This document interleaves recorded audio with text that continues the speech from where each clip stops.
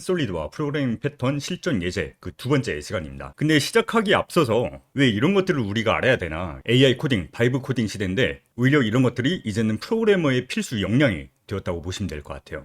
그래서 코드 작성을 넘어서 코드를 감시하고 통제하려면 이런 지식들이 필요하거든요. 네. 그래서 AI는 뭐 작은 프로젝트나 그런 것들을 해보면서 여러분들이 바이브 코딩이 되든 어쨌든 AI에게 뭔가 시켜보면 아시겠지만 AI는 기능은 잘 구현해 주는데 기능을 구조를 책임져 주진 않습니다. 그렇기 때문에 바이브 코딩으로 이 기능 만들어줘 라고 하면 AI는 결과물을 내놓지만 이런 것들을 계속 추가하다 보면 유지 보수가 힘들고 수정하기 어려운 그런 스파게티 코드가 될 가능성이 높아요. 스파게티 코드. 그렇고. 그래서 요즘 뭐 AI 딸깍하는데 절대 딸깍만으로는 되지 않고요. AI에게 이런 것들을 잘 시키고 코딩을 잘 시키기 위해서는 시스템 설계 능력, 아키텍처 중심 개발 능력 이런 것들이 필요하게 되었습니다. 사실 저희 유니티 직원들도 AI를 많이 써요. AI를 많이 쓰는데 AI에게 맡기고 땡이 아니고 그런 것들을 항상 감시 통제를 하죠. 항상 AI가 주는 결과를 이제 비판적으로 그쵸. 잘 수용하고 정제하는 게 필요하다. 그렇죠. 그리고 또 요즘 AI 얘기하면 토큰이 또 중요한 이슈잖아요. 맞습니다. 코딩이랑 계속 핑퐁을 왔다 갔다 해야 되기 때문에 토큰을 좀 많이 쓸 수밖에 없거든요. 맞아요. 그럼 처음부터 명령을 낼 때 이런 식으로 뭐 솔리드 원칙 이런 걸 잘 지키고 이런 구조를 패턴 이런 식으로 짜고 그런 것들을 최대한 구체적으로 명령을 던져줘야 그만큼 또 토큰을 아낄 수가 있어요. 그렇기 때문에 이 디자인 패턴, 솔리드 이런 것들은 AI 시대가 될수록 더 중요해지고 그렇기 때문에 토큰을 절약하기 위해서도 그리고 AI를 잘 활용하기 위해서도 이런 솔리드와 디자인 패턴에 대해서 잘 알고 있어야 된다라고 하면서 지난달부터 이렇게 시리즈를 진행하게 되었습니다. 맞습니다. 자, 그래서 사실 지난달뿐만이 아니고 24년에 4번 정도 다뤘었고 지난달부터 사실은 이 실전 예제로 진행을 하고 있습니다. 네. 그래서 24년에 다뤘던 거는 좀 이런 이론적인 내용이 중심이었다면 이번에는 좀 실무적인 내용을 중심으로 실전 예제를 보여드리고 있다고 보시면 될 것 같아요. 네. 그래서 저희가 원문이 따로 있고요. 그 원문을 따라서 이렇게 계속 시리즈로 진행을 하고 있습니다. 그래서 지난 시간에는 솔리드를 중심으로 해서 다뤘었고요. 이번 시간에는 점프 액션을 추가할 거예요. 캐릭터가 있고 그걸 리팩토링을 해가면서 점프 액션을 추가하면서 스테이트 패턴, 팩토리 패턴, 옵저버 패턴 이 세 가지를 중심으로 한번 알아보도록 할 거예요. 좋습니다. 그래서 예시 코드를 가지고 데모를 가지고 진행을 할 건데요. 그 데모 같은 경우는 이 GitHub에 올라와 있습니다. 써니밸리 스튜디오라고 저희 유니티하고 이 게임 개발사하고 협업을 해서 교육용 그런 프로젝트를 만들었었습니다. 그래서 이 GitHub에 올라와 있고요. 저는 이 프로젝트를 가지고 진행을 할 거예요. 그래서 이 프로젝트가 있고요. 캐릭터가 돌아다니고 뭐 NPC가 돌아다니고 이런 간단한 프로젝트입니다.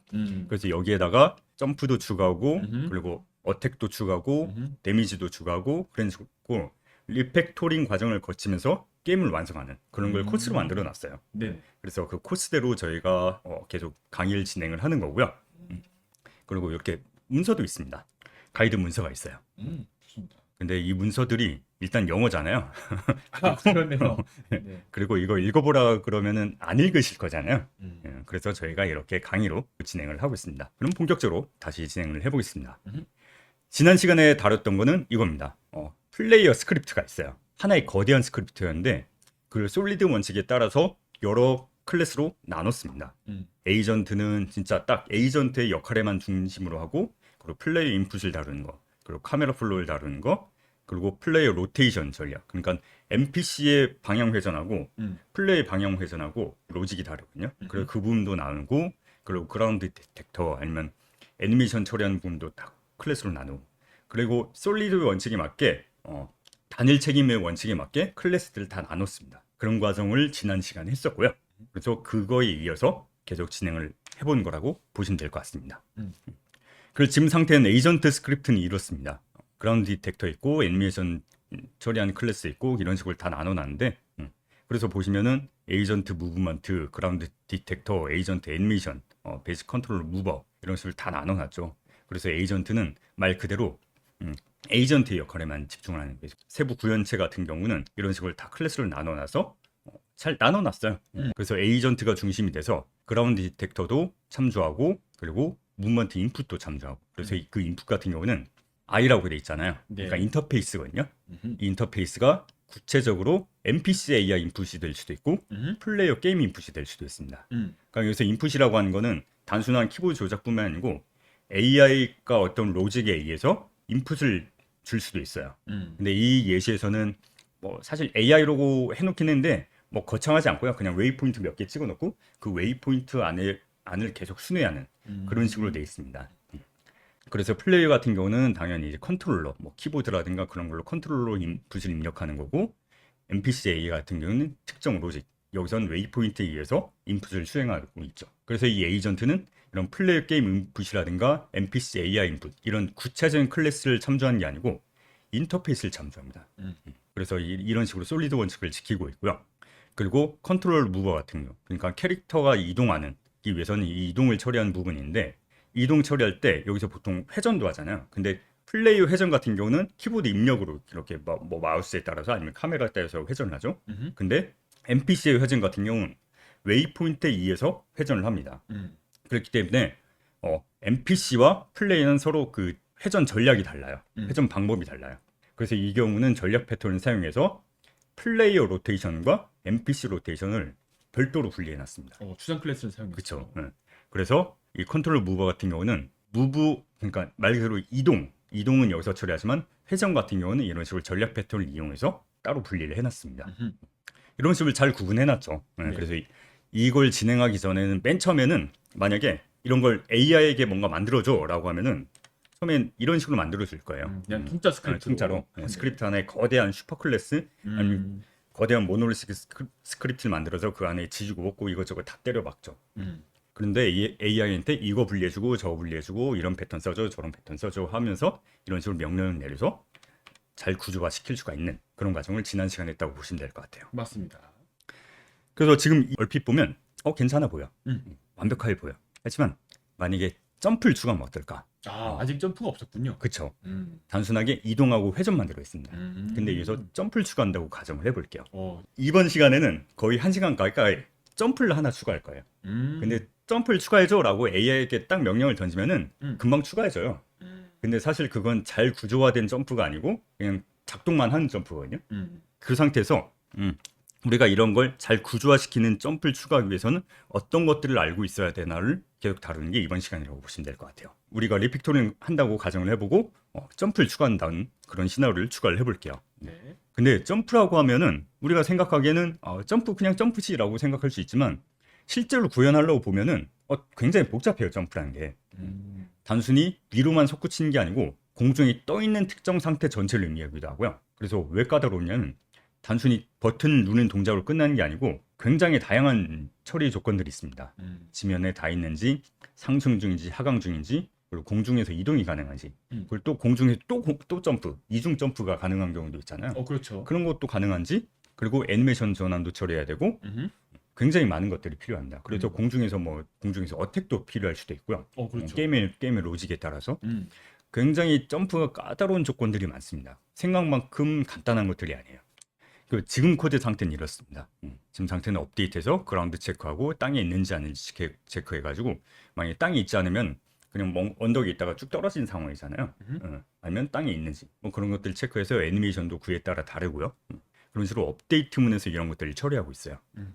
이런 식으로 if else로 나누고 있죠. 그라운드랑 플래그가 있으니까.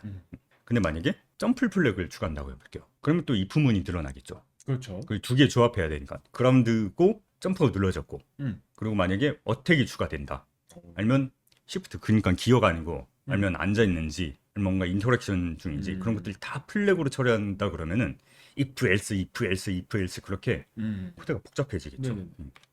이런 것들 코드가 복잡해진 것들을 스파게티라고 하거든요. 진짜 스파게티가 나와버렸네요. 그렇죠. 스파게티 면이 서로 막 꼬여 있잖아요. 그런 것처럼 코드 보면 뒤에 보면 뭐 if else 막 if 중첩 돼 있거나 아니면 스위치 케이스 아니면 뭐 임시 변수 따다다다다닥 있고 하면 그냥 생각 없이 뭔가 명령을 던지면 이런 수준의 스파게티 코드를 만들어주기가 쉬워요. 그럴 수밖에 없겠네요. 그렇기 때문에 이런 것들을 방지하기 위해서는 상태 패턴을 적용할 수가 있을 거예요. 상태 패턴. 그래 보통 뭐 플레이어에게 상태 패턴을 주로 많이 적용해요. 그렇습니까? 그래서 뭐 점프 상태도 있고 달리는 상태, 뭐 공격 상태, 받는 상태 여러 가지 상태들이 있잖아요. 그런 걸 구조적으로 패턴을 만들어 놓은 거라고 보시면 될 것 같아요. 핵심 아이디어는 이 점프라는 걸 하나의 독립된 상태로 만드는 거예요. 스테이트. 그래서 이런 걸 스테이트 패턴이라고 하는데 자연스럽게 캐릭터는 스테이트 패턴이 자연스러워요.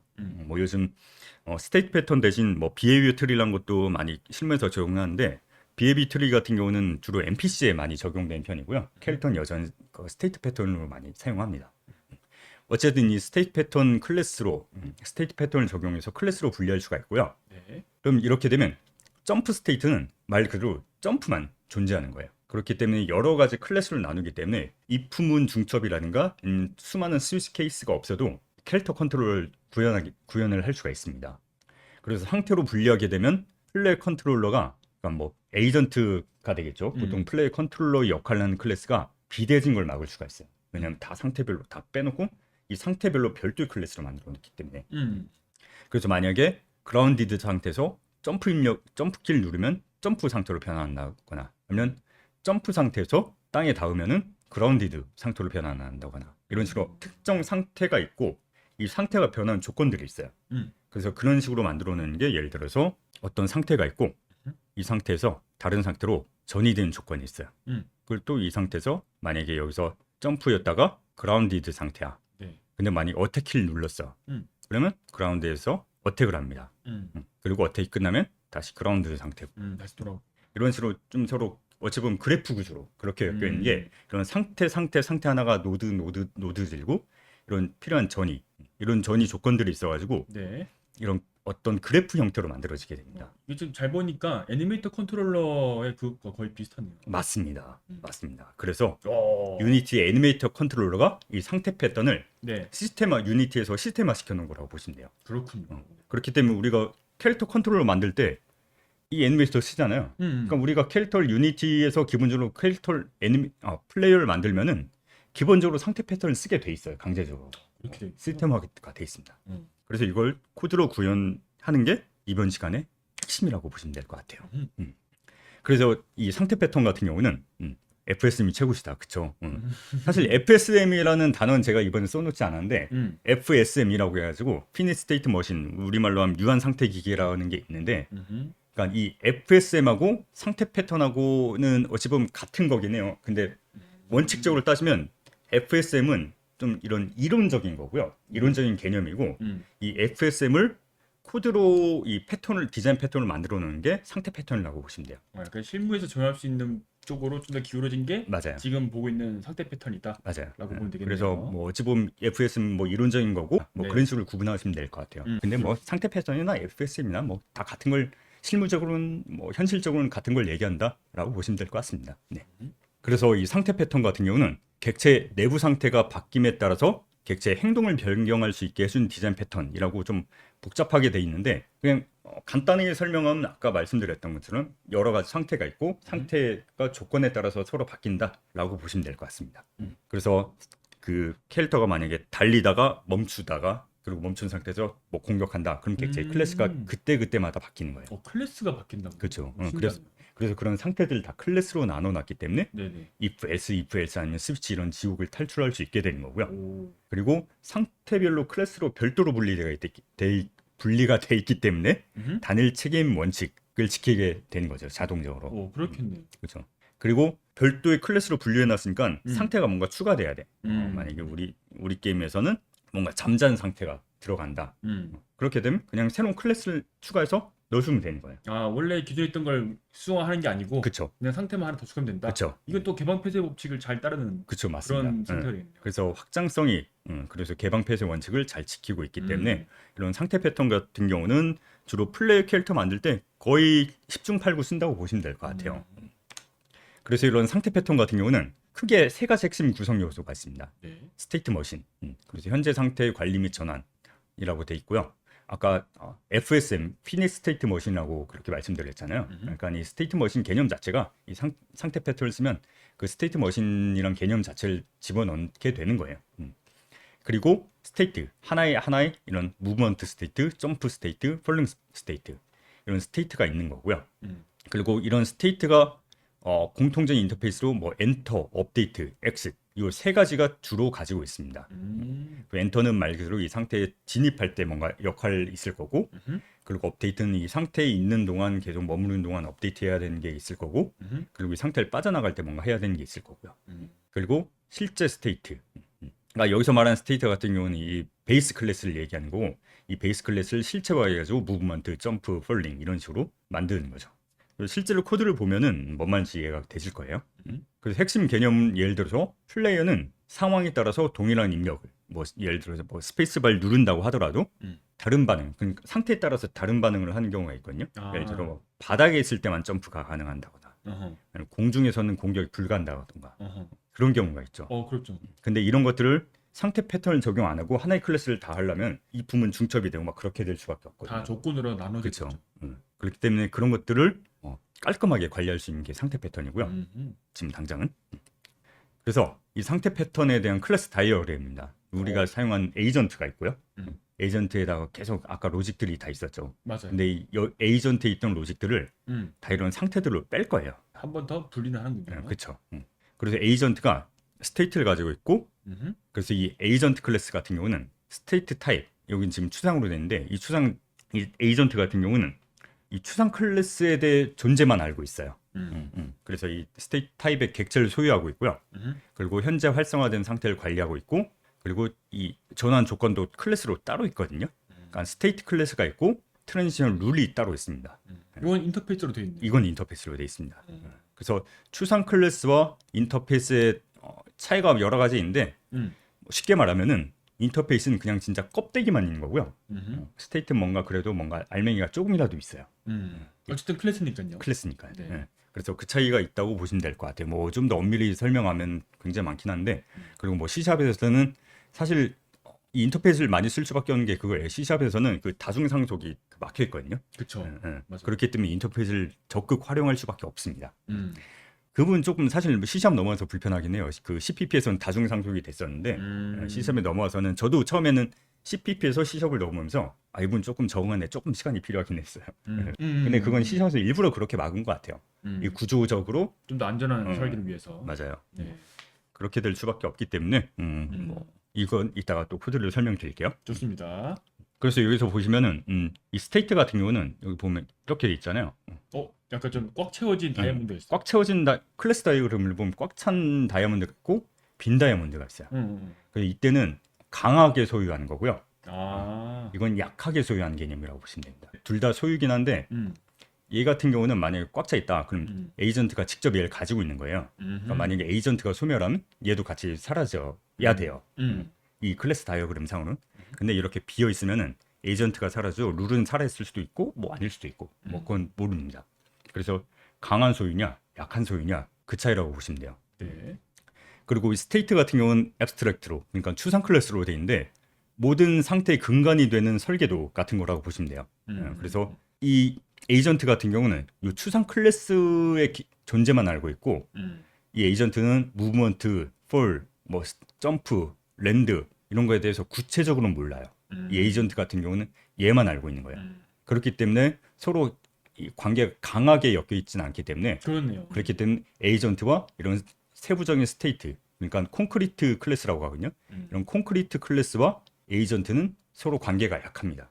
그렇기 때문에 확장성이 있고 뭐 종속성이라든가 그런 거에 대해서 되게 약해지죠. 그럼 아무리 이제 저런 구체화된 애들이 앞으로 더 추가된다 한들 에이전트는 건드릴 필요 없겠네요. 그렇죠. 좋습니다. 그러니까 완전히 안 건드려도 되는 건 아닌데 그건 이따가 또 설명을 드릴게요. 좋습니다. 그리고 이 추상 클래스가 있고 모든 상태의 근간이 되는 거고요. 그리고 트랜지션 룰 리스트를 참조합니다. 이렇게 스테이트에서 다음 스테이트로 넘어갈 때 어떤 조건이 있다 그랬잖아요. 맞아요. 그러니까 그 조건을 클래스로 만들어 놓은 거거든요. 그렇기 때문에 스테이트가 이 트랜지션 룰에 대해서 그러니까 참조는 하긴 해야 돼요. 그래서 이런 식으로 참조하고 있다. 그래서 서로 이렇게 관계가 있다고 보시면 될 것 같습니다. 그래서 아까 캐릭터가 지금 움직인 상태에서 스테이트 패턴을 추가를 할 거예요. 이런 식으로 리팩토링을 하는 걸 우리가 지금 시나리오로 삼고 있잖아요. 근데 이 리팩토링 할 때 중요한 게 단계적으로 해야 된다는 거예요. 그러니까 단계적으로 해야 되기 때문에 우선순위가 존재합니다. 보통은.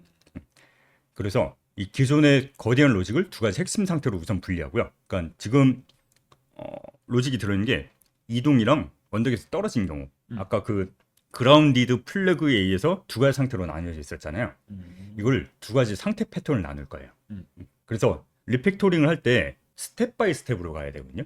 하나 수정하고 돌아가는지 검증하고 또 수정하고 검증하고 반복을 해야 돼요. 그러니까 리팩토링을 할 때는 보통 리팩토링, 그러니까 코드 구조만 바꾸는 거지 기능을 추가하진 않아요.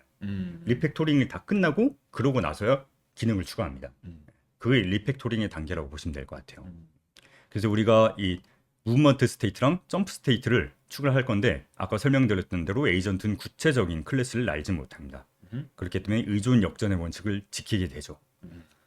그래서 이 아까 스테이트 같은 경우는 엔터, 업데이트, 엑싯 있다고 했잖아요. 네. 엔터 같은 경우는 상태 진입할 때, 처음에 상태를 진입할 때, 예를 들어서 랜드 상태에서 점프 상태로 간다. 아니 지금 점프를 안 하니까 그러니까 랜드 상태에서 펄 상태로 간다. 떨어진다. 떨어진 애니메이션으로 바뀌어야 되잖아요. 그렇죠. 그래서 애니메이션 트리거가 될 수가 있고요. 뭐 여러 가지 상태에 따라서 뭔가 해야 되는 것들이 많이 있겠죠. 근데 일반적으로는 이런 애니메이션 트리거가 있을 거고요. 그리고 업데이트에서 이 업데이트는 매 프레임마다 호출되는 거예요. 낙하니까 계속 이제 그래비티를 줘야겠고. 그렇죠. 그래서 중력과 속도를 계산하고 그리고 지금 땅에 닿는지 안 닿는지도 계속 체크를 해야겠죠. 그것도 이 업데이트에서 해줍니다. 네. 그러니까 땅에 닿는지 안 닿는지를 이걸 뭐 체크해가지고 뭐 빠져나가는 상태인지 아닌지 뭐 그런 것들 판단해야 되니까. 맞아. 그래서 상태를 벗어날 때 정리 작업을 수행하고 불필요한 이펙트를 끄거나 다음 상태를 영향을 줄 수 있는 뭐 변수들 이런 것들을 초기화합니다. 그래서 명확하게 엔터, 업데이트, 엑시트 이런 식으로 돼 있기 때문에 만약에 상태별로 책임을 분리를 할 수가 있게 되는 거예요. 그래서 예를 들어 펄링 스테이트 그러니까 떨어진 경우에는 보통 공중에 떠 있는 동안의 물리 아니면 낙하 연출 여기만 집중한 거고 뭐 다른 거는 신경 쓰지 않습니다. 그렇기 때문에 다른 로직들과 낙한 로직이 섞여서 막 스파게티 코드가 되거나 할 일이 없는 거죠. 각각의 스테이트에서만 자기 할 일만 하는 거니까. 그리고 또 우리가 쓸 코드에서는 온 트랜지션 델리게이트를 사용합니다. 그러니까 코드를 한번 보여드릴게요. 이 코드에서 보면은 스테이트 팩토리 패턴을 만들어내고요. 그리고 온 트랜지션에서 등록을 해줍니다. 함수를 등록을 해줍니다. 사실 이게 델리게이트라는 거거든요. 델리게이트도 예전에 설명을 하긴 했어요. 근데 복습 차원에서 한 번 더 설명을 드릴게요. 네. 각 상태는 그 온 트랜지션 타입이라는 이벤트 액션 델리게이터를 소유하고요. 특정 조건이 되면 이벤트를 호출하도록 되어 있습니다. 그럼 뭔가 딱 상황이 되면 이벤트를 호출하는 식으로 등록이 되어 있는데, 그러니까 델리게이트라고 하는 거는 C샵에서 제공해주는 그런 시스템인데, 이 시스템 자체가 뭐 솔리드 원칙을 지키도록 강제가 되는 시스템이라고 보시면 될 것 같아요. 그래서 객체 상태가 에이전트 클래스의 구체적인 이름, 구조 그런 걸 몰라도 호출됩니다. 이런 걸 옵저버 패턴이라고 하거든요. 옵저버. 네. 그래서 이 옵저버 패턴이라고 하는 거는 라디오 방송국 같은 개념이라고 보시면 돼요. 청취자들에게 신호를 보내는 라디오 송신탑이 있고요. 그리고 만약에 어떤 오브젝트의 상태가 변경된다. 그럼 종속된 오브젝트에게 이런 알림을 주는 거예요. 그리고 보면 1대1 관계가 아니고 1대 다관계죠. 그렇죠. 서브젝트가 있고 옵저버들이 여러 개가 붙을 수 있어요. 그래서 이 서브젝트 같은 경우는 옵저버가 누가 붙었는지 알바노야. 어떤 애들 붙었는지 알바노고 그냥 자기한테 등록된 애들한테만 알림만 주는 거예요. 그럼 이런 것들이 주로 이벤트 핸들링 아니면 MVC 패턴 등에서 활용되는데 이벤트 핸들링 지금 우리가 예시로 든 건 이런 이벤트 핸들링이죠. 델리게이트는 우리말로 하면 대리자잖아요. 대리자. 함수를 뭔가 다양한 함수를 등록을 해놓는 거예요. 예를 들어서 이 함수를 변수로 등록을 해놓는다고 보시면 돼요. 그리고 델리게이트라고 만들어놨어요. 그래서 마이 델리게이트가 있고요. 변수로 만들고 그리고 프린트넘이라는 함수, 프린트넘이라는 함수가 있고 정말 변수처럼 그냥 할당을 하네요. 맞아요. 더블넘이라는 함수가 있습니다. 네. 그리고 만약에 마이 델리게이트 50 해서 호출하게 되면은 프린트넘으로 마이 델리게이트가 등록이 돼 있잖아요. 그럼 프린트넘 해서 인제로 50을 넘겨주면서 호출을 하게 되는 거예요. 프린트 나오면 몰라도 그냥 저기 실행이 되네요. 맞아요. 그리고 여기 더블넘을 대입하면은 이제 마이 델리게이트 50 하면은 이 함수가 호출이 되는 거예요. 그래서 여기서는 50이 찍힐 거고요. 50이 나올 거고 여기서는 100이 나오겠죠. 네. 저는 곱하기 2 해줬으니까. 이런 식으로 하게 되면 마이 델리게이트 같은 경우는 프린트넘 아니면 뭐 더블넘 이런 것들을 몰라도 그냥 자기한테 등록된 애만 호출을 해주는 거예요. 지금 같은 클래스에 있으니까 뭐 예제가 간단했는데 뭐 다른 클래스에 있는 애거나 뭐 그러면은 또 그런 것들이 서로 종속성을 끊어내기 되게 용이한 구조죠. 그렇죠. 그리고 이런 식으로 한 가지만 도입하는 게 아니고 아까 1대 다관계라고 했잖아요. 네. 그래서 여러 개를 추가를 할 수가 있습니다. 플러스 연산으로 네네. 그래서 파워업도 추가하고 톤 레드를 또 추가를 하는 거죠. 음흠. 그러면은 여기서 마이 멀티 델리게이트 이걸 호출하게 되면은 톤 레드도 호출되고 파워업도 순차적으로 호출되는 거예요. 그렇기 때문에 이런 델리게이트라고 하는 거는 이 옵저 패턴을 C샵에서 아예 그냥 시스템으로 제공을 해주는 거예요. 그렇기 때문에 이런 것들을 되게 쉽게 활용을 할 수가 있습니다. 그리고 이 델리게이트를 C샵에서는 이벤트와 액션을 확장할 수가 있어요. 근데 얘도 사용법은 아까 개념이랑 똑같아요. 그냥 여기 액션이라고 선언한 거에다가 온클릭드에다가 텔레포트도 추가하고 프린트 로그 메시지도 추가하고 그리고 온클릭드를 호출하게 되면은 텔레포트도 호출되고 프린트 메시지도 추가가 되겠죠. 큰 차이는 없군요. 근데 여기서 재밌는 거는 플러스하고 마이너스 할 수가 있습니다. 그러니까 넣었다 뺐다를 할 수가 있어요. 등록하고 해제 뭐 그런 걸 자유롭게 할 수가 있고요. 그래서 예전에 다뤘던 내용에서는 구체적으로 깊게 설명드리긴 했었는데 이번 시간은 그냥 간단하게 설명드리면은 이벤트 같은 경우는 델리게이트를 기반으로 해서 이벤트를 정의하고요. 그러니까 이걸 델리게이트를 좀 더 확장한 개념이라고 보시면 돼요. 좀 더 쉽게 사용할 수 있도록. 그래서 클래스 외부에서 호출하지 못하도록 보호하고 이벤트 구독과 구독 해제에 대한 제어를 제공합니다. 근데 액션이라고 하는 거는 여기 지금 이벤트 액션이라고 돼 있잖아요. 그러네. 이걸 좀 더 편하게 쓰기 위해서 만들어 놓은 거예요. 델리게이트를. 예. 그래서 반환값이 없는 보이드 타입 같은 경우를 액션으로 할 수가 있고요. 네. 말 그대로 뭔가 딱 액션만 수행하는 것 같은 경우는 무슨 액션으로 뜻인지 선언하면 돼요. 그렇군요. 그래서 반환형도 없고요. 그러니까 뭔가 수행만 하는 거예요. 이벤트성으로 뭔가 수행을 해야 된다. 그럼 보통 액션을 많이 하죠. 그렇군요. 근데 또 유니티에서는 이걸 또 확장해가지고 유니티 이벤트라고 만들어 놓기도 하고 그래서 시리얼라이즈 할 수 있게 뭐 해놨는데 그건 설명을 건너뛸게요. 이번 시간에는. 이번 시스템에서는 액션을 적극적으로 활용을 하고 있고요. 액션. 이런 식으로 액션으로 온 트랜지션에다가 등록하고 해제하고 이런 걸 합니다. 그 등록 해제를 짝을 딱 맞춰서 잘 해야 돼요. 그러니까 그래서 보면 엑시트 할 때 빼고 엔터 할 때 집어넣잖아요. 이런 식으로 짝이 안 맞으면 나중에 메모리 누수라든가 그런 것들 오류가 발생할 수 있기 때문에 그런 짝을 맞춰줘야 된다. 근데 또 요즘은 이런 코드 편집 툴이 워낙 그 AI가 잘 돼 있어서 네. 얘 빠뜨리잖아요. 또 알려줘요, 잘.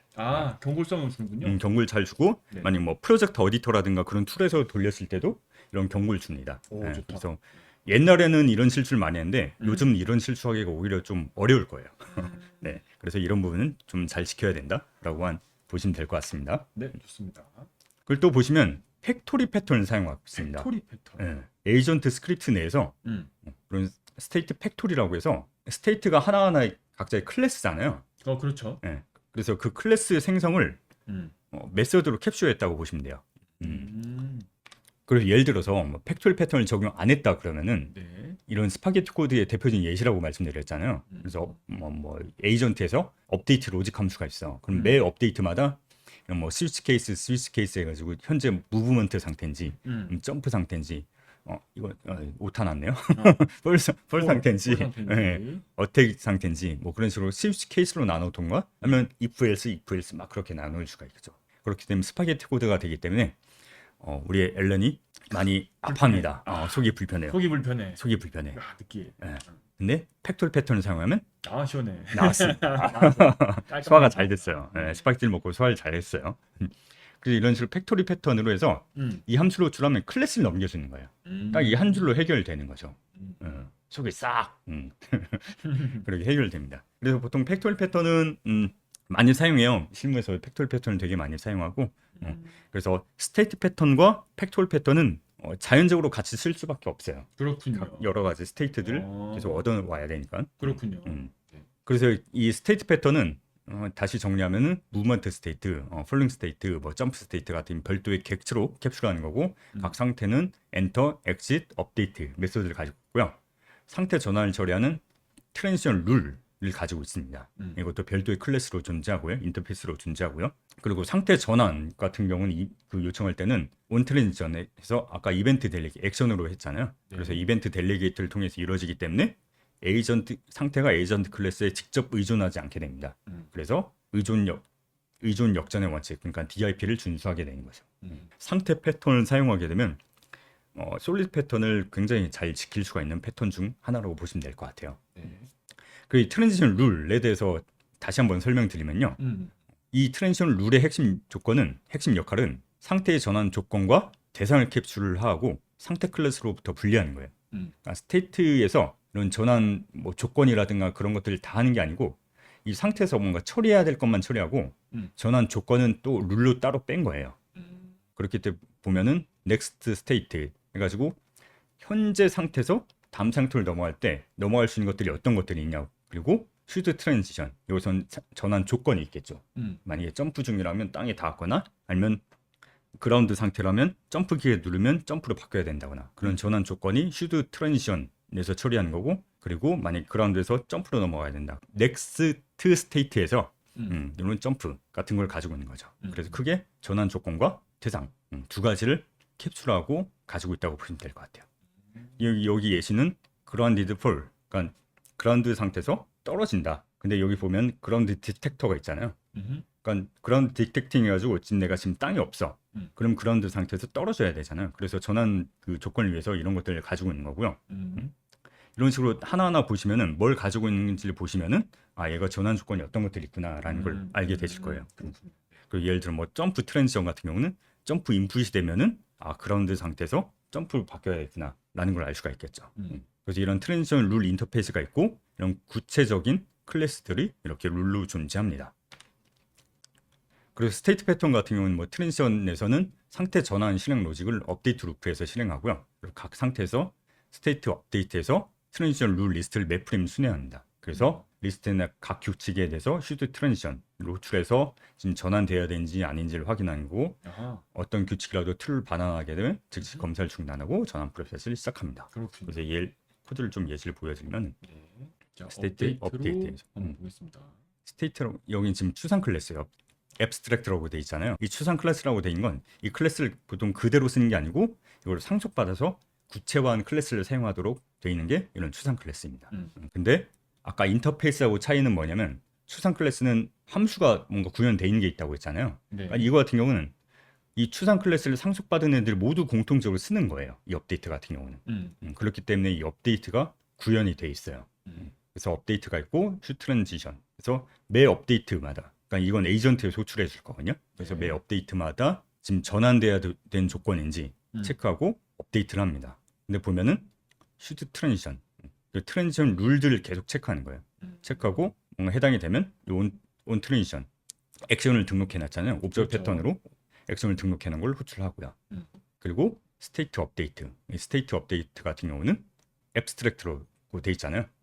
그러니까 이것도 구체적으로 구현한 클래스에서 이 내용을 채워줘야 되는 거예요.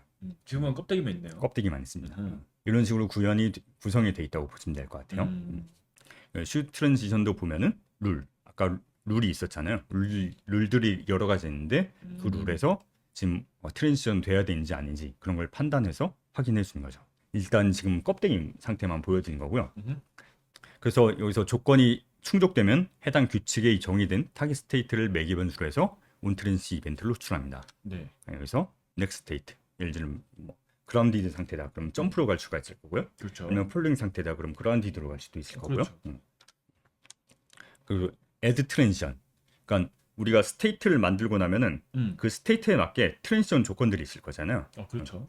이것도 애드 트랜지션 메소드를 보유하고 있어서 필요만큼 무제한으로 규칙을 추가할 수가 있습니다. 예를 들어서 상태와 상태를 가는 게 1대1 관계는 아니거든요. 이 상태에서 저 상태로 갈 수도 있고 저 상태로 갈 수도 있고, 예를 들어 그렇죠. 그라운디드에서 폴링으로도 갈 수가 있고 점프로도 갈 수가 있잖아요. 맞아요. 그러니까 그런 전환 조건들을 여러 개 추가할 수가 있습니다. 그렇기 때문에 트랜지션이 이렇게 스테이트와 별도로 분리해 놨기 때문에 데이터 중심의 설계를 할 수가 있고요. 그리고 자연적으로 개방 폐쇄 원칙을 실천할 수가 있게 되는 거죠. 그래서 새로운 전환 조건이나 새로운 상태가 추가되더라도 기존의 스테이트 클래스나 에이전트 클래스를 코드를 수정은 불필요하고요. 그리고 새로운 룰만 추가하면 되는 거예요. 그래서 프로젝트 규모가 커지면 커질수록 이런 것들을 뭐 버그 발생이라든가 코드가 꼬일 가능성을 사전에 차단하게 되는 것이죠. 그래서 캐릭터의 행동을 무먼트, 폴링, 뭐 점프 같이 이런 식으로 상태로 캡슐화하는 거고, 그리고 이 상태를 전일 이 트랜지션으로 체크를 할 수가 있게 되는 거예요. 그리고 코드를 보시면은 이제부터 좀 코드를 하나하나 좀 설명해 드릴게요. 좋습니다. 스테이트 그 추상 클래스입니다. 네, 앱스트랙트. 앱스트랙트 추상 클래스고요. 그리고 보면은 룰을 가지고 있습니다. 룰 리스트로 가지고 있어요. 왜냐하면 스테이트가 다음 스테이트로 넘어가는 게 일대 다관계가 될 수가 있거든요. 그렇기 때문에 그 전환 조건도 여러 개가 필요하겠죠. 네. 그래서 이걸 리스트로 가지고 있는 거고요. 그리고 아까 그 델리게이트 하기 위해서 액션으로 가지고 있고요. 네. 그리고 엔터, 엑싯, 스테이트 업데이트. 근데 여기 보시면 다 앱스트랙트로 추상으로 되어 있습니다. 이 추상으로 되어 있는 거는 구체 클래스에서 이런 것들 다 구현을 실제로 구현을 해야 된다는 의미가 되는 거예요. 이 업데이트는 매 에이전트에서 호출할 거고요. 그리고 요게 스테이트 업데이트 같은 경우는 그 추상으로 되어 있잖아요. 그러니까 이건 각각의 스테이트에서 이런 걸 실제로 구현을 해야 되는 거예요. 아까 설명드렸던 내용이죠. 슈즈 트랜지션에서 이걸 매번 체크를 하면서 넘어가야 되는지 아닌지 그런 것들 체크해서 이 룰에 의해서 룰들을 순회하면서 포이치로 돼 있잖아요. 룰들이 여러 개가 리스트로 가지고 있으니까 그것들 다 순회하면서 넘어가야 되는지 아닌지를 체크해서 조건에 해당되면 넘어가도록 그렇게 돼 있는 거죠. 그래서 명시적으로 보면은 예를 들어서 스테이트를 상속받아서 무브먼트 스테이트가 있다고 해볼게요. 이건 진짜 구체화된. 이건 구체화된 클래스입니다. 네. 구체화된 클래스가 있고요. 여기 보시면은 오버라이드라고 돼 있잖아요. 그러니까 이건 내가 실제로 구현했다는 거예요. 상속받은 애를 오버라이드 했다는 거예요.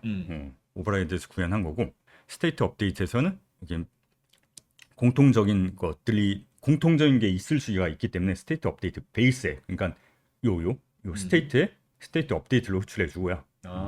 그렇게 하는. 이런 식으로 보통 이렇게 합니다. 상속받을 때는. 그러니까 클래스를 어떻게 짜냐에 따라서 나름이긴 한데 부모 클래스가 있고 자식 클래스가 있으면 부모 클래스의 것도 호출해주고 내 것도 추가적으로 해줘야 되는 경우가 많아요. 그렇게 하기 위해서 베이스에 업데이트를 호출해줬습니다. 그리고 여기서 뭐 무브먼트 관련된 로직들을 여기서 뭔가 또 추가적으로 해주겠죠. 그래서 무브먼트 스테이트 같은 경우를 다시 자세히 보면은 그 무버, 그라운드 디텍터, 에이전트 애니메이션, 뭐 인풋, 그러니까 기존의 에이전트에서 무빙 처리하기 위해서 했던 것들 있잖아요. 그런 것들 다 똑같이 있다고 보시면 돼요. 왜냐하면 똑같은 역할을 그냥 코드만 넣어보는 거니까. 그럼 뭐 스피드라든가 그런 조건들이 다 체크가 여기 변수로 있고요. 네. 그리고 무브먼트 스테이트 생성자에서 이렇게 넘겨서 받아와요. 넘겨서 받아오고요. 보통 생성자 아마 에이전트에서 이제 생성을 해줄 텐데 그때 다 이렇게 에이전트에서 가지고 있는 것들을 다 넘겨줍니다. 참조 형태를 넘겨줍니다. 네. 그리고 무브먼트 스테이트에서는 진입을 할 때 애니메이션 플래그를 처리해줘요. 애니메이션 플래그를 처리해줘서 그럼 뭐 그라운디드 상태인지에 따라서 이 그라운디드 플래그를 체크를 해주고요. 이 무브먼트 상태로 진입을 할 때요. 중요한 요 업데이트에서 기존의 에이전트에서 무빙 처리하기 위해서 했던 코드를 다 일로 넘어왔다고 보시면 돼요. 그라운드 체크에 의해서 뭐 그라운드 플래그에 따라서 뭐 벨로티를 0으로 할 건지 아닐지 그런 것도 체크하고 그걸 실제 그 무버 클래스에다가 무브를 호출해주고 그리고 애니메이션 뭐 플레이 같은 것도 체크해주고 기존의 에이전트에서 무빙 관련됐던 코드들이 다 이 무브먼트 스테이트로 넘어왔다고 보시면 돼요.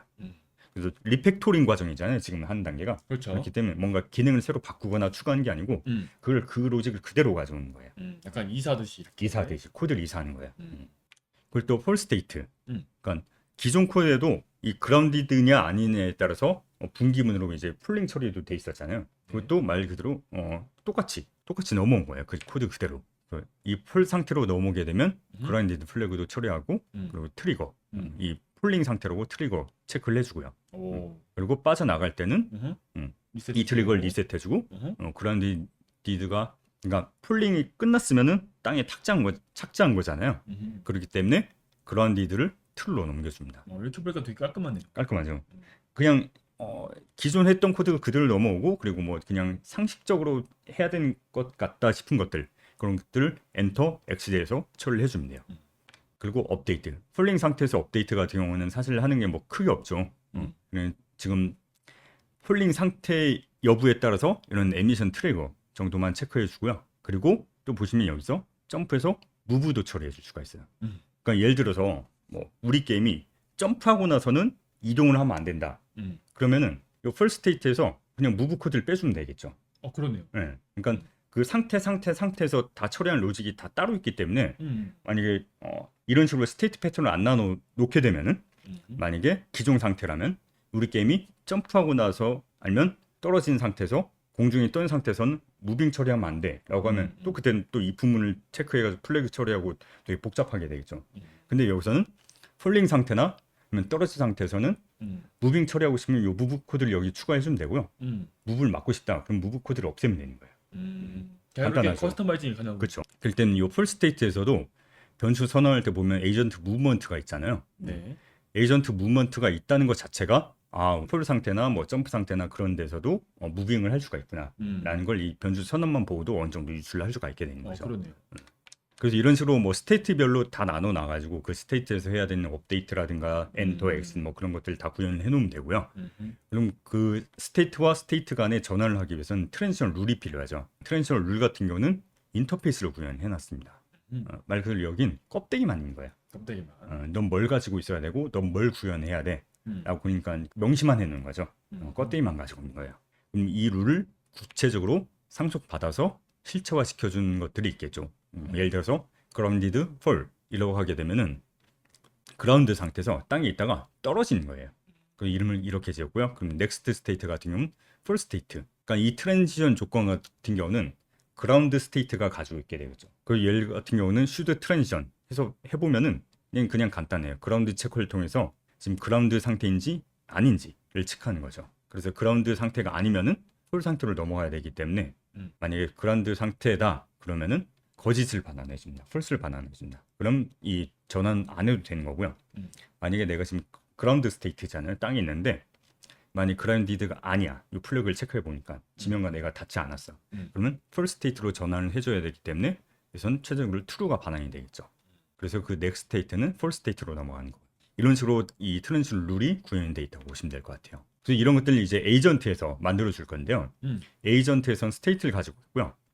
아까는 에이전트에서 뭐 무빙철라든가 뭐 애니메이션철라든가 그런 것들 다 가지고 있었잖아요. 맞아요. 이제는 에이전트의 모든 행동 로직은 이 스테이트에게 일임을 해줬어요. 그렇기 때문에 에이전트의 업데이트는 되게 간단합니다. 그냥 많은 코드들이 다 이렇게 이사했기 때문에 이사했기 때문에 간단해지는 네, 간단해져. 다만 여기선 에이전트에선 팩토리가 추가가 됐어요. 그래서 스테이트를 만들어주는 팩토리가 추가가 됐거든요. 그래서 이 구체적인 클래스를 생성하는 부분은 이 하나의 함수에 그냥 모아놨어요. 그래서 뉴 스테이트가 있고 객체 생성이 필요한 모든 의존성과 전환 규칙을 이 메소드에서 이 팩토리에서 만들어서 전환을 해줄 거예요. 보면 예를 들어서 지금 무브먼트 스테이트를 만들 거다. 무브먼트 스테이트를 만들기 위해서는 무브먼트 스테이트를 뉴를 해주고요. 그리고 또 여기다 트랜지션 조건을 추가를 해주죠. 그런데 폴 트랜지션을 만들어서 이 스테이트에다 추가를 해주죠. 팩토리에서 스테이트하고 트랜지션까지 같이 맞아요. 만들어서 그냥 딱 보내버리는 거죠. 맞아. 그래서 이걸 세트니까 얘는 스테이트와 트랜지션은 서로 세트로 항상 묶여야 되니까 여기서 다 해주는 거예요. 그리고 만약에 그게 아니고 지금 만든 게 풀 스테이트를 만들 거다. 그럼 풀 스테이트를 만들고 또 트랜지션, 폴에서 랜드로 넘어간 트랜지션을 만들어서 추가를 해줍니다. 이런 식으로 이 팩토리에서 주어진 인자에 따라서 스테이트도 만들고 그 스테이트에 맞는 트랜지션도 추가를 해줍니다. 그렇게 되면 이 업데이트 로직이 훨씬 간단해지죠. 업데이트 로직에선 복잡할 게 없어요. 그냥 현재 스테이트만 업데이트만 호출해주면 되는 거예요. 그리고 다만 픽스드 업데이트에서는 뭐 그라운드 체커라든가 이런 것들 좀 에이전트에서 공통적으로 해줘야 되는 것들 그런 것들은 몇 가지 나와 있긴 한데 웬만한 것들은 다 스테이트로 넘어갔기 때문에 업데이트 코드는 굉장히 깔끔해지는 거죠. 다만 여기서 조금 한 가지 아쉬운 점이 뭐가 있냐면 이 팩토리도 사실 별도의 클래스로 빼내는 게 좋거든요. 저도 지금 방금 그 생각이 그쵸? 떠올랐어요. 근데 여기서 한 가지 또 고려해 볼 게 뭐냐면 리팩토링은 사실 한도 끝도 없거든요. 사람 욕심이란 게 한도 끝도 없어요. 이것도 고치고 싶고 저것도 고치고 싶고. 근데 아까 말씀드렸던 게 리팩토링은 스텝 바이 스텝이라고 말씀드렸잖아요. 그쵸. 물론 이것도 별도의 클래스로 빼낸 게 궁극적으로 맞아요. 궁극적으로 맞긴 한데 너무 한 번에 욕심내지 말자는 거예요. 단계적으로. 네, 단계적으로. 일단 팩토리는 완성은 하고. 맞아요. 이제 할지 말지는 다음에 다음 스텝으로. 네. 아까 팩토리라고 퉁치긴 했는데 사실 이 팩토리도 구체적으로 나눠보면 뭐 심플 팩토리 아니면 팩토리 메서드, 추상 팩토리 여러 가지들로 나뉘긴 하거든요. 그런 부분들도 다음 시간에 이걸 처리하면서 다음 시간에 좀 구체적으로 설명을 드릴게요. 알겠습니다. 이번 시간은 딱 여기까지만 하고 넘어가는 걸로 할게요. 그럼 딱 이제 됐어요. 지금 캐릭터가 떨어져서 딱 가요. 그래서 리팩토링은 1단계는 끝났어요. 그러니까 기존의 작동을 수정하지 않고 피처를 추가하지 않고 코드만 고쳐가지고 기존과 작동을 똑같이 하는 걸로 됐습니다. 네, 하지만 내부 구조는 많이 이제 많이 적용이 바뀌었죠. 되었죠. 그래 깔끔하게 바뀌었죠. 스테이트 패턴을 적용해서. 음. 근데 여기서 한 가지 좀 아쉬운 점이 있어요. 이제 랜드 스테이트를 추가하고 싶어요. 보면은 이 캐릭터가 보시면 이걸 떨어질 때 살짝 슬라이딩하는 구간이 있거든요. 그렇네요. 미끄러지죠. 음. 근데 보통 히어로 랜딩이라든가 뭐 그런 것들 액션이 있으면 좋을 거잖아요. 광 네, 그렇죠. 약간 전지한 느낌이 살짝 맞아요. 있긴 하죠. 보통 게임은 그럴 때 이런 랜드 스테이트 같은 개념이 추가가 됩니다. 그래서 딱 착지했을 때 그 스테이트를 추가해 볼게요. 좋습니다. 그래서 스테이트를 상속받아서 랜드 스테이트라고 추가를 합니다. 그래서 여기 이 랜드 스테이트 같은 경우는 아까 그냥 살짝만 안고 뭐 아무것도 하지 않잖아요. 그때 이동도 처리할 수가 없고요. 랜드 상태니까. 뭐 점프도 할 수 없고요. 아무것도 뭐 어택도 할 수 없고 아무것도 할 수 없어요. 그래서 이 업데이트에선 그냥 아무것도 안 하면 돼요. 아무것도 안 하고 있지만 더 격렬하게 아무것도 안 하고 그냥 리턴만 쑥 날려버려요. 리턴만. 네. 그럼 여기서는 뭐 그냥 들어갈 때 애니메이션만 그냥 랜딩 애니메이션만 처리를 해주는 거죠. 이렇게 보니까 되게 간단하죠. 깔끔해지네요. 네. 근데 이런 걸 기존에서 뭐 스테이트 패턴을 안 쓰고 추가하려고 그러면 또 이품 중적으로 이품을 계속 있겠죠. 써가면서 뭐 어떤 때는 이게 움직이면 안 되니 그쵸. 많이 또 해야 되니까. 그쵸. 근데 상태 패턴을 쓰면 그냥 이렇게만 간단하게 아무것도 안 하고 그냥 리턴만 퉁 해주면 끝나는 거예요. 심플하다. 그리고 대신 트랜지션만 추가를 해주면 되겠죠. 트랜지션 조건도 간단해요. 그냥 이 애니메이션 랜딩하는 애니메이션 동안 아무것도 안 하면 돼요. 이 0.533초가 지나면 그때 전환 조건이 만족해서 트루로 넘겨줍니다. 그럼 점프해서 땅에 닿았을 때 랜드 스테이트로 넘어가고 그리고 랜드 스테이트를 넘어간 다음에 일정 시간 지나면은 그러니까 액션 하는 동안 일정 시간 지나면은 다시 그라운드 상태로 넘어가고 그런 조건을 이렇게 간단한 코드로 쉽게 해결되는 거죠. 좋습니다. 그러면 이런 식으로 딱 랜딩 자세가 생각보다 멋이 없긴 한데 어쨌든 이때 랜딩하는 동안 미끄러지도 않고 뭔가 아무것도 할 수 없고 근데 약간 좀 더 자연스러워진 좀 느낌이 더 해요. 자연스럽게 네. 자연스럽게 됐습니다. 좋습니다. 자 그럼 이제 어느 정도 됐고요. 이제 음. 본격적으로 점프를 추가하고 싶어요. 드디어 이제 점프가 나오는군요. 이제 본론입니다. 네, 랜딩만 했군요. 볼링만 그렇죠. 랜딩만 했고. 그렇습니다. 사실 이것도 다 이제 점프를 위한 이제 맞아, 밑바탕이거든요. 빅픽처죠. 그렇죠. 네. 그래서 점프를 만약에 추가를 한다고 해볼게요. 그러면 일단 점프를 하려면 점프 입력이 있어야 되죠. 맞아요. 근데 만약 우리 게임에서는 NPC는 점프를 안 하고 플레이어만 점프를 하고 싶어. 그러면은 만약에 지금 이 상태거든요. 에이전트가 있고 인터페이스로 빼놓긴 했어요. 에이전트 무브먼트 인풋이라고 해서 맞아요. 인터페이스로 빼놔가지고 네. NPC 인풋. 어허. 이건 AI 로직에 의해서 인풋을 처리할 거냐? 아니면 플레이어 게임 인풋. 플레이어가 뭐 키보드라든가 뭐 컨트롤러를 써가지고 인풋을 할 거냐? 그걸 따라 나눠놓긴 했는데 점프를 입력 추가한다고 해볼게요. 그럼 만약에 에이전트 무브먼트 인풋에다가 점프도 추가하면은 NPC도 점프를 하게 되잖아요. 그렇게 되는 셈이죠. 근데 사실 점프를 안 하더라도 점프가 추가됐지만 NPC가 그냥 그걸 호출 안 하면 땡이긴 하거든요. 뭐 간단하게 생각해보면 그래서 에이전트 무브먼트 인풋에 점프도 추가하고 그래서 NPC 인풋에는 그 점프를 그냥 씹고 무시하고 얘는 NPC는 점프 알바 놓고 그냥 플레이 인풋에서만 그 점프를 구현하면 돼요. 그럼 간단해요. 하지만 그렇게 되면 인터페이스 분리 원칙이 위배가 됩니다. 그렇죠.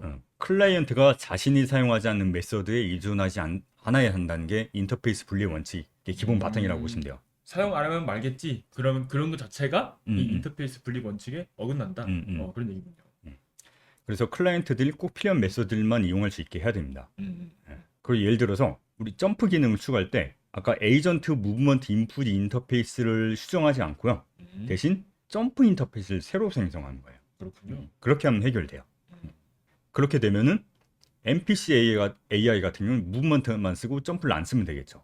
그럼 AI NPC 같이 점프 기능이 필요 없는 클라이언트면 이 인터페이스를 사용하지 않기 때문에 이런 그 ISP를 지킬 수가 있게 되는 거예요. 그럼 점프가 필요한 플레이어는 저 두 인터페이스를 쓰면 되는 거죠. 그렇죠.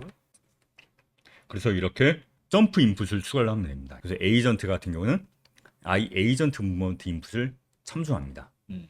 근데 보시면은 인터페이스잖아요. 네.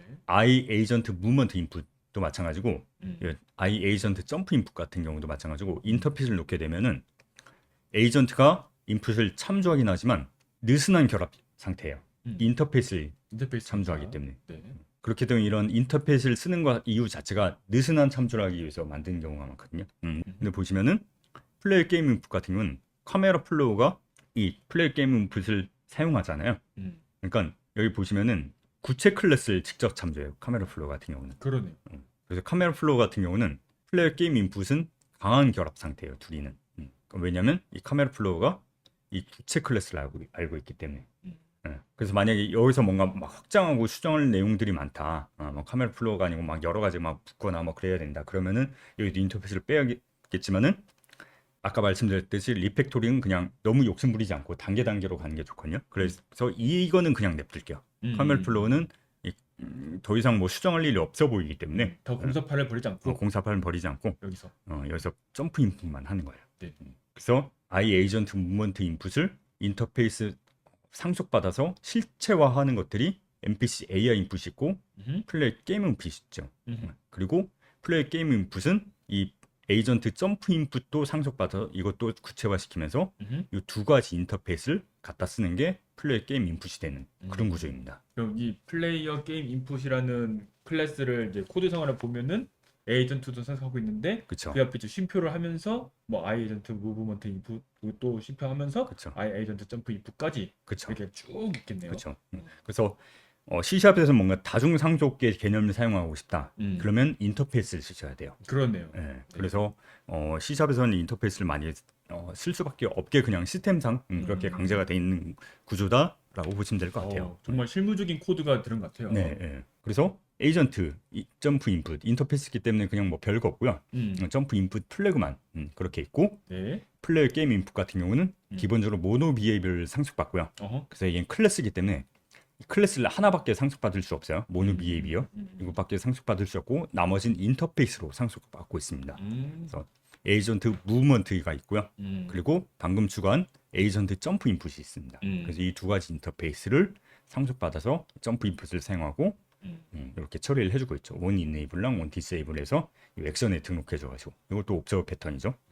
만약에 또 이제 어택이라고 하면은 저 뒤에다가 또 이제 I 에이전트 어택 인풋 그렇죠. 뭐 그런 식으로 그래서 붙겠죠. 이렇게 확장성을 되게 쉽게 그쵸. 할 수 있겠네요. 그래서 인터페이스로 분리를 많이 해놓으면 그만큼 유연성이 좋아집니다. 음. 그래서 이제 에이전트에서는 그냥 무브먼트 인풋과 점프 인풋 둘 다 가지고 있게 되는 거죠. 그래서 여기서는 get 컴포넌트에서 I 에이전트 무브먼트 인풋, 점프 인풋 이렇게 해놓는데 결국 뭐 이제 플레이어 입장에서는 같은 게 애겠죠. 같은 애겠죠. 근데 에이전트 입장에서는 인터페이스만 분리해서 따로 가지고 있으니까 비록 실제는 같은 아이일지라도 이렇게 따로 인터페이스로 따로 가지고 있을 수가 있습니다. 왜냐하면 여기서는 플레이 인풋이에요. 그러니까 플레이 캐릭터 입장에서는 플레이 게임 인풋이 둘 다가 해당하죠. I 에이전트 무브먼트 인풋이 있고 I 에이전트 점프 인풋이 있는데 이 에이전트 클래스에서는 이 구체 클래스는 알지 못하겠는 이 둘 다 따로 이렇게 호출해 준 거예요. 하지만 실제는 같은 애겠죠. 그래서 이제 점프 스테이트를 추가할 수 있는 준비가 되었습니다. 그래서 점프 스테이트를 추가를 해볼게요. 네. 점프 스테이트 같은 경우는 뭐 애니메이션 당연히 있을 거고요. 점프하는 동안에 입력을 받을 수가 있어요. 그리고 무버도 있습니다. 그만즉슨 점프 중에 이동 입력도 가능하고 이동 로직도 가능하다는 뜻이 되겠죠. 이렇게 가지고 있으니까. 그리고 엔터에서는 버티컬 벨로시티에서 그러니까 처음엔 점프니까 위로 향할 거잖아요. 그러니까 이 그라비티 같은 게 음수거든요. 네. 마이너스 곱해서 이제 양수가 되겠죠. 그래서 점프를 이렇게 솟구치는 방향을 처음에 설정을 해놔요. 상태 진입을 할 때 위로 향하는 속력을 이렇게 세팅을 해줍니다. 식으로. 사실 이거 변수가 잘못되긴 했어요. 벨로시티가 아니고 스피드인데 어쨌든 이건 그냥 넘어갈게요. 네. 좋습니다. 그래서 애니메이션도 트리거를 해주고요. 애니메이션도 바꿔주고. 트리거 해주고 또 빠져나갈 때는 또 애니메이션 트리거를 해주고요. 편하다. 그래서 여기서 중요한 거는 점프할 때 처음에 이런 식으로 속력을 세팅해놨습니다. 위로 향하는 속력이에요. 네. 그리고 매 업데이트마다 얘를 깎아줘요. 중력에 의해서 계속 중력을 주는 거죠. 계속 중력을 주면서 위로 향하던 걸 계속 아래로 내려가고 속도를 낮춰주가 어느 순간 아래로 향하겠죠. 그래서 점프하는 동안 이렇게 입력 처리도 해서 뭐 이동도 할 수가 있어요. 그렇네요. 만약에 점프하는 동안 뭐 스프린트도 할 수 있게 해준다. 그럼 이 스프린트도 처리해주면 되고요. 아니면 우리 게임에선 점프하는 동안에 그 이동을 못한다. 그럼 이 로직이 빠지면 될 거고요. 그렇죠. 그리고 이렇게 무빙 처리도 이렇게 해줍니다. 그럼 이제 점프 트랜지션 룰이 있겠죠. 이 점프 트랜지션은 무브먼트에서 점프로 가는 조건을 정의해 놓은 거예요. 이건 점프 트랜지션은 그라운디드에서 점프로 가는 트랜지션을 정의한 거고요. 네. 그래서 그래서 넥스트 스테이트는 점프 스테이트. 그러니까 얘를 가지고 있는 건 그라운드 스테이트에서 가지고 있을 예정이에요. 그래서 점프 입력이 되면은 무브먼트에서 점프 입력을 받으면은 점프 스테이트로 바뀌는 조건을 만들어 놓은 거고요. 그리고 이게 점프 폴 트랜지션, 그러니까 점프 상태에서 그러니까 위로 향하는 속력이 낮아지고 아래로 향하는 그땐 추락인 거잖아요. 네. 그러니까 그 상태에서는 점프 상태에서 점프 스테이트에서 폴 스테이트로 넘어간 그런 전환 조건을 정의를 해놓은 거예요. 아, 위로 가는 속력이 이제 0에 다다라고 그렇죠. 내려가기 시작할 때 그때 상태를 전환하는 거. 그렇죠. 오. 그래서 커런트 벨로시티 네. 벨로시티 y가 0보다 낮으면, 그러니까 좀 아래로 향하면은 그때부터는 폴로 전환을 해야 되는 거예요.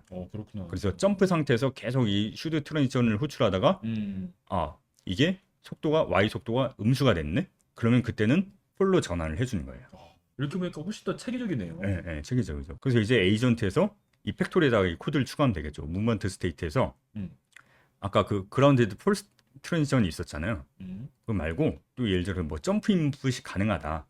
점프 인풋이 있는 경우, 예를 들어서 이거 같은 경우는 에이전트인 코드니까 NPC도 이 코드가 똑같이 사용하고 있고 플레이어도 똑같이 사용하잖아요. 그렇죠. 그러니까 NPC 같은 경우는 점프 인풋이 없을 거예요. 네. 그렇기 때문에 점프 인풋이 있는 경우에만 이렇게 점프 트랜지션, 그래서 그라운드 무브먼트 상태에서 점프로 전환할 수 있는 트랜지션을 추가를 해놓은 거예요. 그럼 플레이어 같은 경우는 이 전환 조건이 두 개가 둘 다 들어갈 거고 NPC 같은 경우는 이 조건만 들어가겠죠. 그렇죠. 그런 이유는.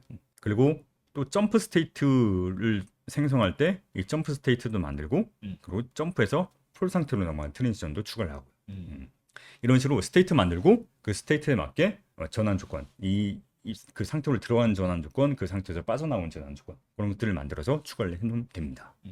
그러면 이렇게 점프까지 완성이 되는 거죠. 그렇죠. 그래서 이런 스테이트 패턴을 사용하게 되면은 특히 이 캐릭터가 스테이트 패턴을 사용하는 대표적인 예시거든요.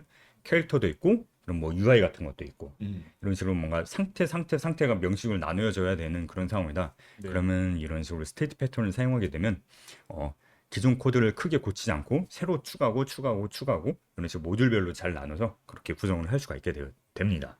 자, 그럼 다음 단계로 인터랙션 시스템을 추가를 해본다고 가정을 해볼게요. 인터랙션, 상호작용. 네, 이제 뭐 떨어진 것도 있고 점프도 있고 했으니까 이제 뭔가 아이템이라든가 NPC라든가 뭐 상호작용을 해야 되잖아요. 맞아요.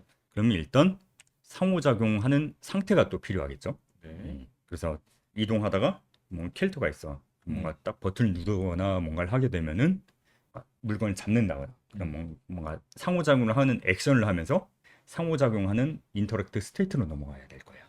인터랙트 스테이트로 넘어가고요. 얘도 뭐 크게 어려울 거 없겠죠. 뭐 엔터 하면서 트리거도 하고 그리고 뭐 애니메이션 뭐 스피드 이런 것들 어쨌든 엔터를 하게 되면은 이 상태마다 또 상태 고유한 애니메이션들이 있으니까 그 애니메이션 처리하기 위한 것들을 이 엔터에서 처리해 줘야 될 거고 그 애니메이션 처리를 또 빠져나가기 위해서 엑시트에서 또 리셋 트리거 같은 거라든가 그런 애니메이션 처리를 해줘야 될 거고요. 그리고 상호작용, 그러니까 인터랙트 스테이트 같은 경우는 업데이트해서 뭔가 좀 추가적으로 해줘야 될 것들이 있겠죠. 이런 인터랙션 관련된 로직들이 필요할 거예요. 어쨌든 인터랙션을 한다는 거는 인터랙션 대상이 있을 거잖아요. 네. 아이템이 될 수도 있고 NPC가 될 수도 있고요. 인터랙션 대상과 뭔가 인터랙터블 체크해가지고 인터랙터블을 호출해 주는 거죠. 인터랙터블이라는 인터페이스도 만들어가지고 상호작용 대상에다가 추가를 해주는 거예요. 그렇겠네요. 그래서 그 상호작용을 해야 되는 대상과 뭔가 인터랙션을 이렇게 호출해주는 그런 방식이 되겠죠. 그 구조는 최종적으로 이런 식으로 될 겁니다. 스테이트가 있고요. 인터랙트 스테이트에서 인터랙션 디텍터를 사용해가지고 뭐 얘가 지금 얘랑 상호작용을 해야 되는지 뭐 그런 것들 체크하면서 또 인터랙트 디텍터는 인터랙터블, 그러니까 예를 들어 뭐 스위치 같은 애가 될 수도 있고 웹폰 픽업이 될 수가 있고 아니면 NPC가 될 수가 있고 인터랙터블, 그러니까 인터랙션 대상이 되는 것들 굉장히 다양하게 있을 거잖아요. 그런 여러 가지 행동들을 다 그렇죠. 이렇게 그냥 아우를 수 있도록 인터페이스로. 그렇죠, 인터페이스로. 그래서 인터랙션 디텍터 같은 경우는 얘 역시 구체적인 클래스를 알고 있는 게 아니고 인터페이스로 알고 있는 거예요.